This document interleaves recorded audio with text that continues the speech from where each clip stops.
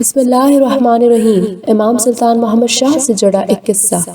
1924 میں محمد علی ہیرا والا جو کہ سیدپور سے تعلق رکھتے تھے، انہوں نے امام علیہ السلام کو اپنی رہائش گاہ پہ آنے کی دعوت دی اور امام علیہ السلام کے سامنے ایک تحفہ پیش کرتے ہوئے عاجزانہ گزارش کی کہ وہ اس تحفے کو قبول کر لیں۔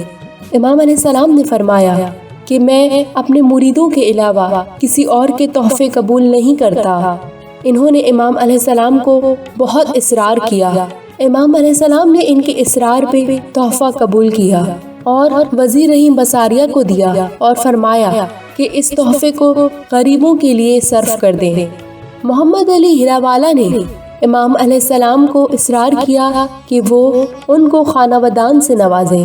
امام علیہ السلام نے فرمایا، خانہ ودان صرف میرے مریدوں کے لیے مخصوص ہے۔ English narration of the story.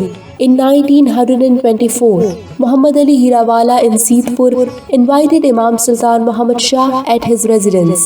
He presented a gift to the Imam and humbly requested to accept it. The Imam alayhi salam said, "I don't accept gifts of any other person except my followers." He insisted the Imam constantly.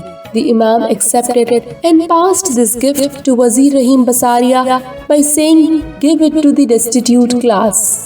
When Muhammad Ali Hirawala urged Imam to bless him with the Khana Wadan, the Imam alayhi salam said, "The solemn word Khana Wadan is only reserved for my followers."